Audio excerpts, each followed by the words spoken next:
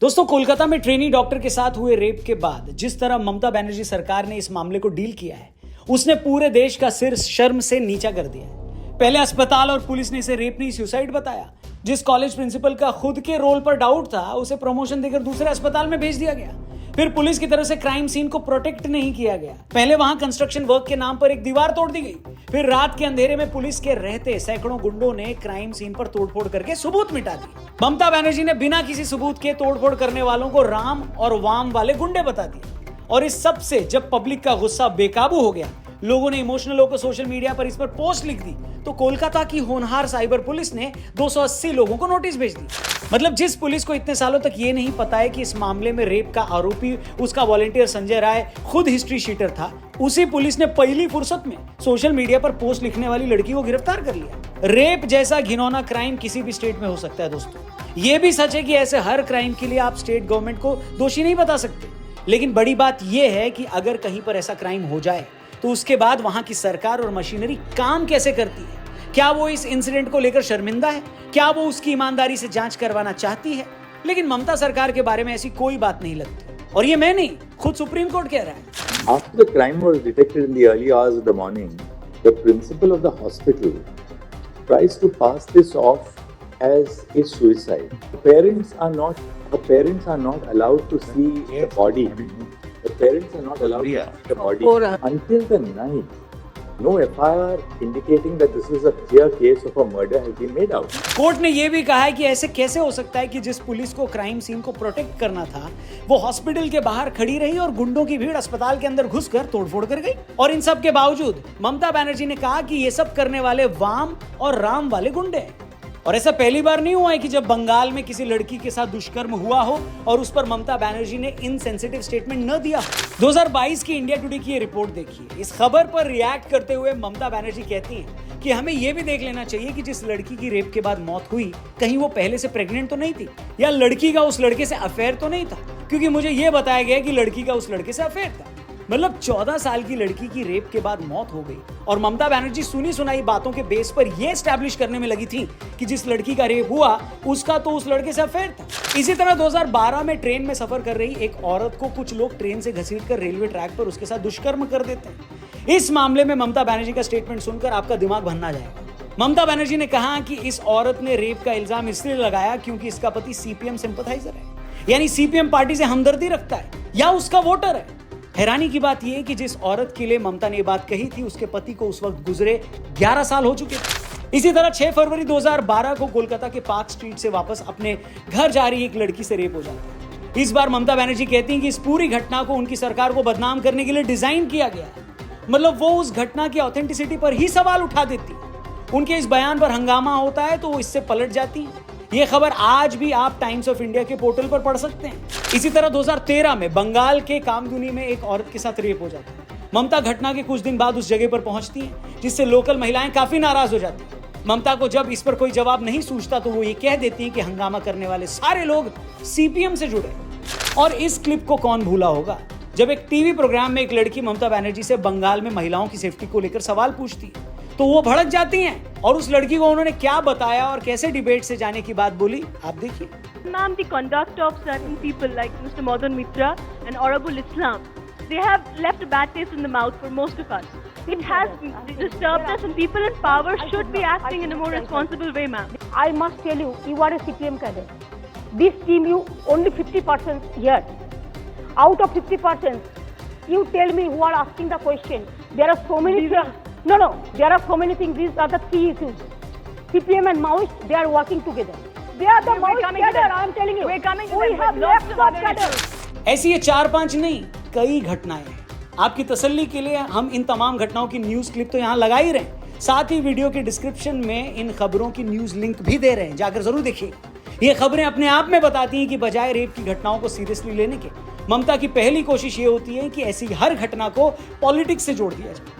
तभी तो कभी उन्हें रेप विक्टिम का पति लेफ्ट से जुड़ा लगता है, कभी उन्हें रेप पीड़िता के लिए इंसाफ मांग रही सीपीएम से जुड़ी लगती है, कभी उन्हें 14 साल की रेप विक्टिम ही रेपिस्ट की दोस्त लगती है, तो कभी उन्हें रेप वाली जगह पर तोड़फोड़ करके सबूत मिटाने वाले लोग बीजेपी और लेफ्ट के लगते हैं। और टीवी प्रोग्राम में कोई लड़की महिला सेफ्टी पर सवाल पूछे तो ममता दीदी उसे नक्सली बताकर वहां से चली जाती है। हैरानी है कि ये रवैया एक चीफ मिनिस्टर का है और उससे भी बढ़कर एक महिला चीफ मिनिस्टर का। जैसा कि मैंने पहले भी कहा है कि ऐसी घटनाएं किसी भी स्टेट में हो सकती हैं, मगर सवाल ये है कि आप उन घटनाओं पर रिएक्ट कैसे करते हैं।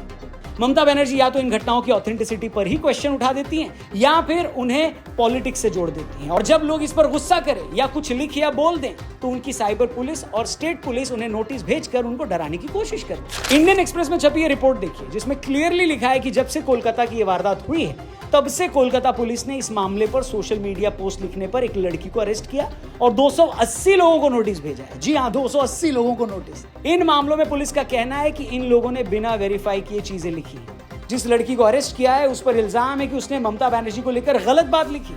अब मैं पूछता हूं, इससे बड़ा मजाक और क्या हो सकता है? जो कोलकाता पुलिस आम लोगों को अनवेरिफाइड बातें लिखने के लिए नोटिस भेज रही है, पहले वो ये बताए कि जिस लड़की से रेप हुआ उसके रेप को बिना वेरीफाई किए हुए आत्महत्या किसने बताया? ब्रो, हेलो, मतलब जिस लड़की की आंखों से खून निकल रहा था, हड्डियां टूट गई थी, शरीर पर इतने जख्म थे कि आप गिन न पाए, क्या उसका शरीर देखने पर इन लोगों को ये लगा कि इस लड़की ने ये सारे जख्म खुद को देकर सुसाइड कर लिया? मतलब शर्म नाम की कोई चीज बची है? या उसे भी बंगाल की खाड़ी में बहा आए हो भैया? और उस पर भी आम लोगों को ये धौंस दे रहे हैं कि तुमने बिना वेरीफाई किए ये कैसे लिख दिया। अरे चंपुओं, नॉर्मल आदमी न तो सरकार है और न ही पुलिस कि उसके लिए कुछ लिख देने पर अदालतें अपना फैसला सुना देगी। अगर वो कुछ गलत लिख रहा है तो बेशक उसे नोटिस भेजो, उसे आगाह करो, मगर उससे पहले अपने गिरेबान में भी तो झांको। मगर दोस्तों, निर्लज्जता का ऐसा नंगा नाच खेला जा रहा है कि इसे देखकर बेशर्मी को भी शर्म आ जाए, कसम से। मगर इन सब के बावजूद एक ऐसा सेक्शन है सोशल मीडिया और मीडिया में कि जिनके कान पर जूं तक नहीं रेंग रही। वो बेचारा इतना तिलमिलाया हुआ है कि पूछो मत। किसानों के सबसे बड़े हमदर्द राकेश टिकैत को सुनिए। उनका कहना है कि इस मामले को बेवजह तूल दिया जा रहा है। रेप और हत्या हुआ उसके लिए कानून है देश में, लेकिन पूरे देश में उसी को पिछले 10 दिन से उसको उठाना। राहुल गांधी से इस बारे में किसी ने पूछा तो कहने लगे कि मुझे पता है आप ये सवाल पूछकर दूसरे मामलों से ध्यान हटाना चाह रहे हैं। सुनिए, सुप्रीम कोर्ट ने डॉक्टर से कहा अपने स्ट्राइक एंड करने एज ओलोपी। देखिए भैया, मैं यहाँ इस मामले में आया हूँ। अब मैं जानता हूँ कि आप इस मामले को उठवाना नहीं चाहते हो, आप डिस्ट्रैक्ट कराना चाहते हो।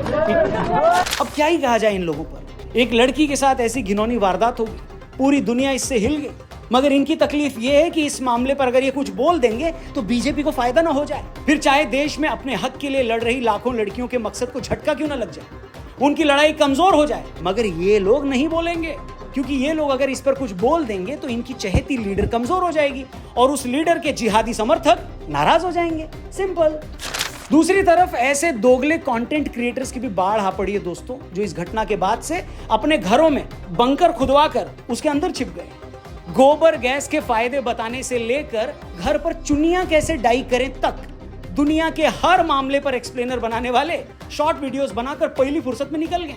उन वीडियोस में भी ये लोग बाकी स्टेट्स में हुई 3 घटनाओं को गिनाकर ये साबित करने की कोशिश कर रहे हैं कि रेप कहां नहीं होते। ये ज्ञान देने की कोशिश कर रहे हैं कि इन हादसों के पीछे एनिमल और कबीर सिंह जैसी फिल्में जिम्मेदार हैं। वाह रे अकल के दुश्मनों, वाह।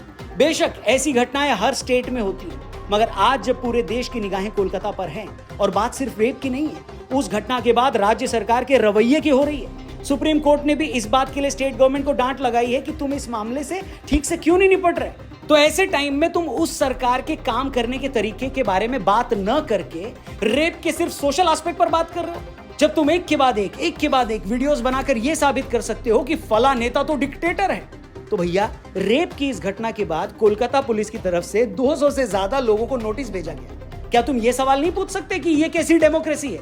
मतलब अपने खिलाफ उठने वाली हर आवाज को दबाने वाला क्या तुम्हें डिक्टेटर नहीं दिखता? हेलो, रेप की हर घटना के बाद ममता के बयान को गिनवाकर क्या ये नहीं पूछ सकते कि क्या किसी राज्य के मुख्यमंत्री को ऐसे बयान देने चाहिए, वो भी रेप के मामले में एक महिला मुख्यमंत्री को?